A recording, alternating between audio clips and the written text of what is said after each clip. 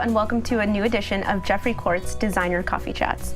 I'm Amanda, and today I'm joined by Jamin and Ashley Mills of the Handmade Home, and we're so glad to have you both here with us today. Thanks for having us. We're excited to be here. Today I thought we could talk about how to mix tiles in the same space so everything looks really cohesive and not super disjointed, or like the circus where you just decided to pick all kinds of colors and throw them up on your wall or on your floors.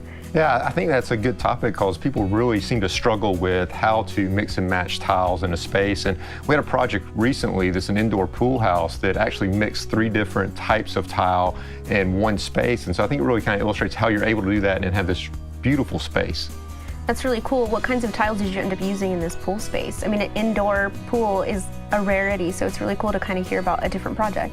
Yeah, so it's one of the endless pools, so it's raised up a little bit. So it has a white subway that kind of goes around the pool to kind of form a little knee wall.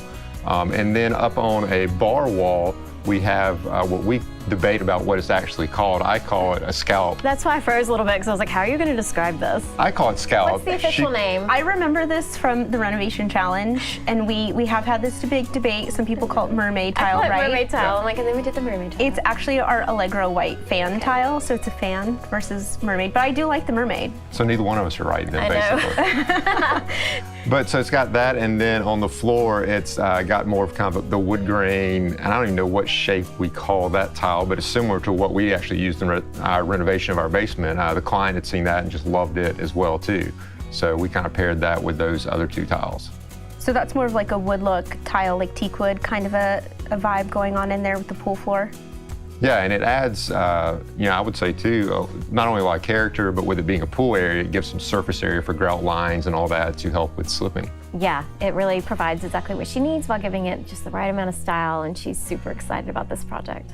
Well, so tell me a little bit more about like the design aesthetic that's in this pool space that you've created for her, and like how do you mix all of these different design things with a client who didn't know what they really wanted?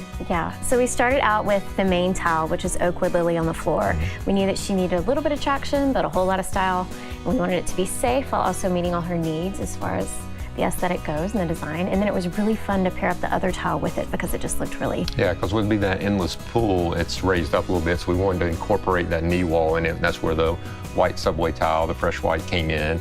And then the idea of having the bar. And we thought, well, how cool would it be to have that fan tile, the mermaid tile, the whatever we debate that it's called, whatever you want to call it, whatever floats your boat, back there too, and kind of have a TV mounted with it and a bar for her to kind of entertain a little bit. So it's a real focal point, like in the whole space, because she's able to really put all that right there in the center, and it's really framed out by all the tile. It looks really great. Yeah, I know you guys showed me a little bit of a sneak peek of this, and I'm really excited to see that fan tile go all the way from floor to ceiling. I think it just really changes the entire aesthetic. So you guys, that was a great design choice that I really liked.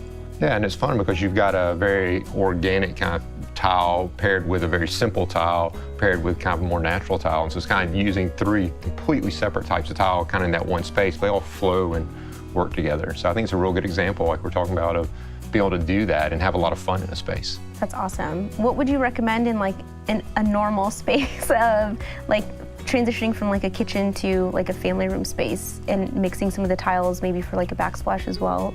I think it depends. Like one of the questions we get the most is how to use it in a bathroom. And we always like to start there by explaining it to people, because we will use a very organic shape with a more structured space of a shape, and then it kind of plays together from there and starts to interact well, because then you have the contrast of the 2 coming together.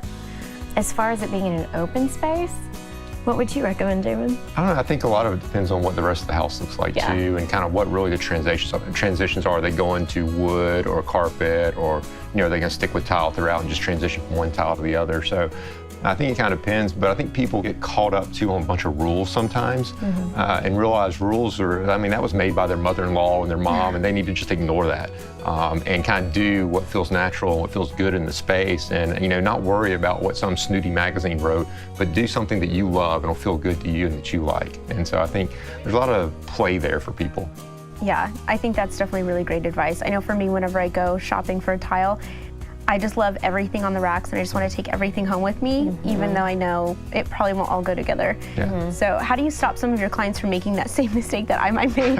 I love to start with whatever they love first, find the one that they love the most, Obviously, it also has to fit their needs, so we have to be smart about where we put where, and that's where we come in handy because we're able to kind of guide them with that. Like maybe you don't want marble in your shower because it's really hard to clean, or maybe you've got kids and so you need something a little more durable. So we start there, pick out something that they love that we know will work, and let that begin as their focal point and inspiration.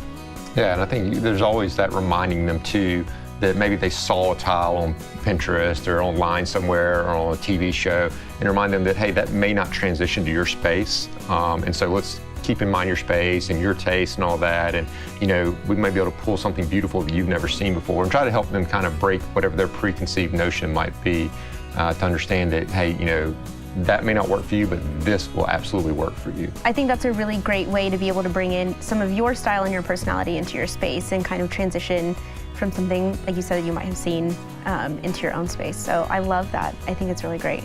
Well, thank you both so much for being here with us to chat a little bit more about how to mix tiles in your space.